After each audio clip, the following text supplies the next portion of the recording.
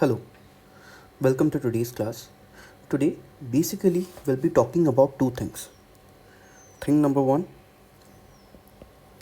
why geography as an optional. Number two, analysis of geography paper in OPSC exclusively. See, most of you have already taken geography as an optional. Now, basically, most of you should be acquainted with the syllabus. Now, in case if you are not acquainted with the syllabus and have taken geography as an optional, then sir, you or ma'am, you have done a big mistake. Without knowing the syllabus, without knowing the syllabus, if you have taken geography as an optional, then you have done a mistake. However, we are here to guide you. Now, if you look into the syllabus, you would find that geography basically has two parts. One is your physical, another is your human. In the physical, again, it's divided into the world and India, or I say Odisha. Similar is the case for the human. World, again, over here is your India slash Odisha. Now, basically, whenever we are talking about the world geography, we have to bring in comparison with the Indian geography. Now, in this way only we are going to understand what is the perspective. Remember that Indian geography cannot be separated out from the world geography. Whatever there is in the world geography has to be somewhat associated with the Indian geography. Same also goes for the human geography. Whatever that has been given up by the number of geographical philosophers, scholars, that has to be embedded into the Indian geography, and that with the coming time will teach you about it, how to do so. But first of all, geography will give you a wide coverage. Number two, it's completely scientific,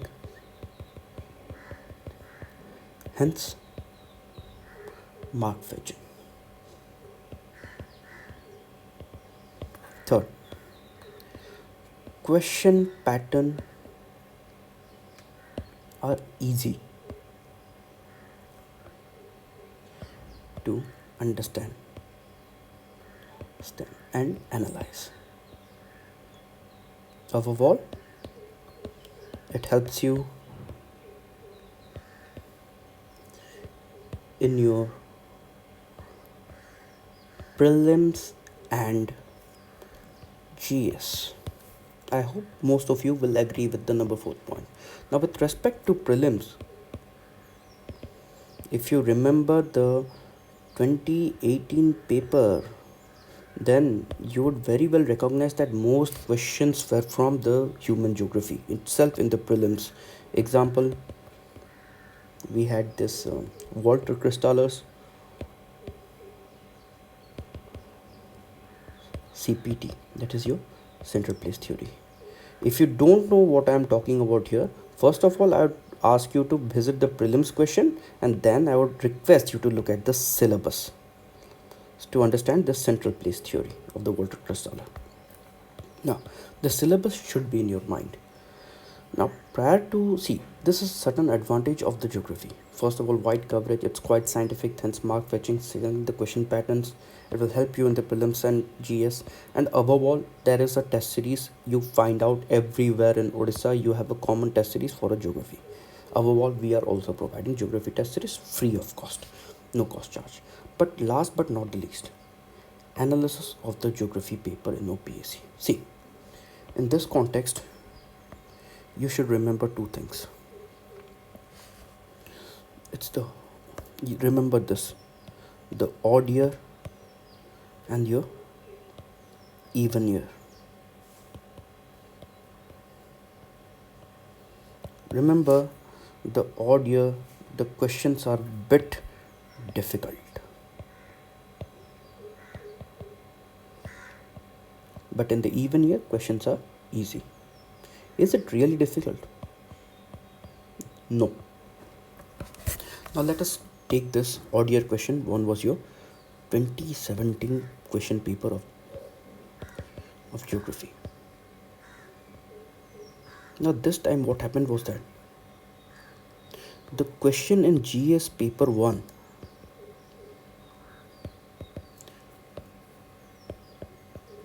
was very very easy,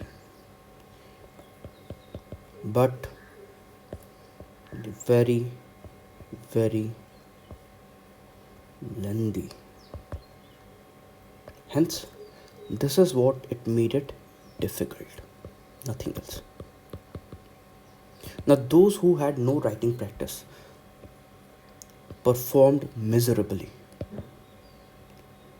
with no writing practice.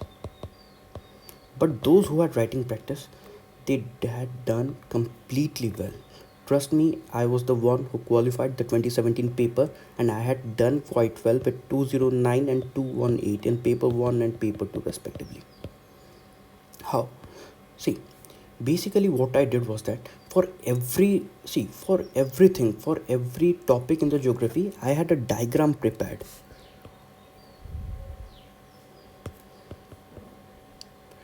First, divide the questions, understand, and hit. This is the proper strategy. Divide, understand, and then hit. When I say hit, basically any question. So basically it was even I remember the question about in 2017. The question was, describe the ocean bottom topography of Indian Ocean, Atlantic Ocean, Pacific Ocean, and hence describe the current with a diagram. Now this is a very very vast question. Means all this question covers 70% of the oceanography. Now basically how I handled this question was, first of all, I saw the question. I completely analyzed that the question was very lengthy, but it was also very mark fetching. Simply what I did was that for everything, for Indian Ocean, for the Atlantic Ocean, for Pacific Ocean, I had already prepared diagrams. Simultaneously I drew diagrams, I started writing. Diagram drawn, writing started. Diagram drawn, writing started. This was because I practiced diagrams. Next, again with respect to the current with diagram, again it was very simple. I drew the diagram and I practiced. See, what basically you need to know is that diagram drawing is very very essential over here. Diagrams will carry mark. Proper diagrams will carry proper mark. See, diagram doesn't mean that you do any kind of a half-assed diagram and then go away with it. No, diagram has to be at least bit of a proper. At least, see, when I'm drawing India,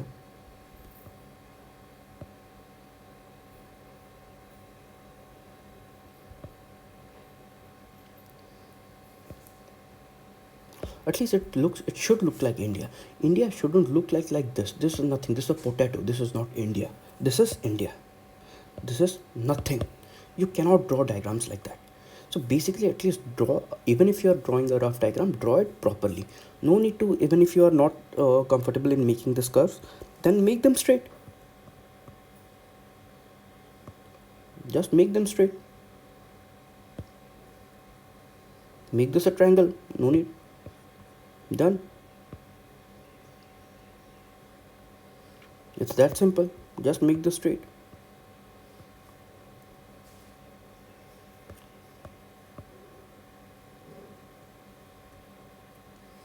At least it should look like India, but again, this diagram is not advisable. I would basically advise this diagram, and basically I would request you to look into my this earlier video on the GS writing.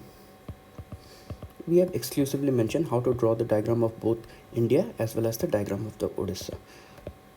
And again, within this diagram, you also need to know how to draw the diagram of the world. This has also to be done within a short period and within a short span of a time.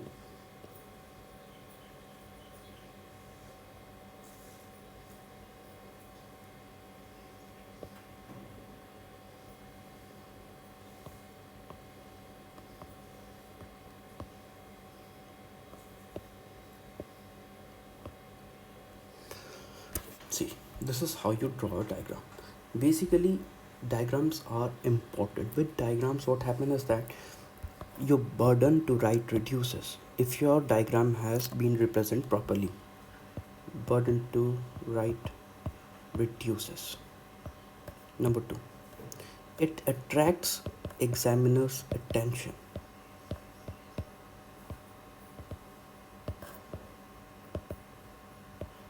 But remember one thing, don't see, some of people see that I have drawn a diagram but I have written very less, examiner will give very marks. No,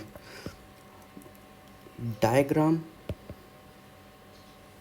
and content both should be balanced. It doesn't mean that there must be equal number of diagrams with equal number of content. No, your content should have at least a particular diagram which represents what you are actually writing in the content. It doesn't mean that the content and diagram can be same. No, it cannot be same, but it should be in a balanced form. Some what they do, they give maximum diagram, content is very less, and some what they do, they give maximum content, diagram is very less. There has to be a bit of a balance. See, in a 60 markers question, see, let us see over here. This question was ocean bottom topography of the Indian Ocean, Atlantic Ocean, Pacific Ocean, and hence the current system. How many diagrams do you think I should be drawing? Number 1, number 2, number 3, number 4. Simple. For everything, I have a diagram. For everything, I have a diagram. Whatever content I have written, I have a diagram. That's simple, nothing else. Now, this is the way you should write your answer. For everything that you are writing, there you should at least represent it with a diagram. See, one of the most easiest thing of the geography is that sometimes you do not need to read or write a lot. Means you do not need to read a lot. If you understand the diagram, if you understand the diagram itself, you can make your representation.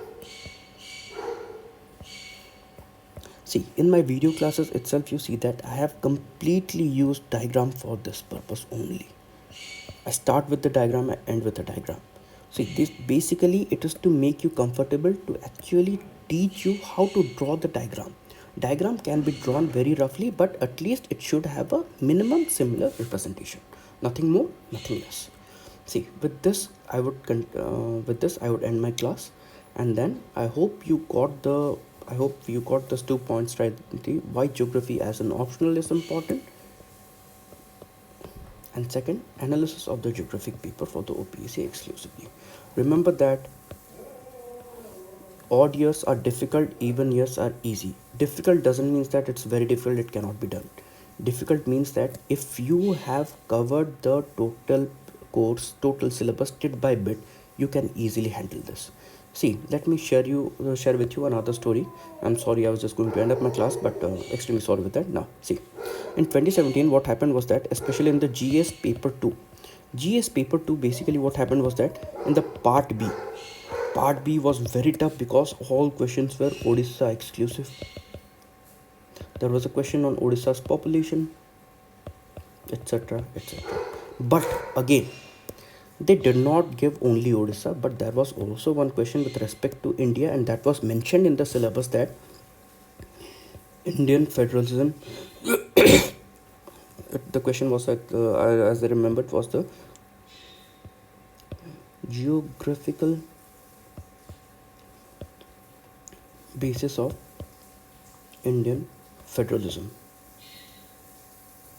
Now, this is how I gained the marks.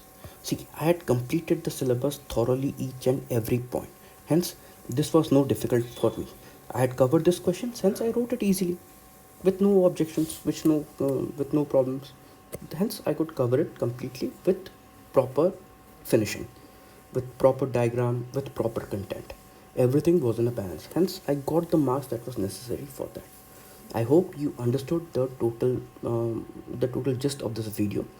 Please, with all due respect, write and keep writing your answers. Thank you.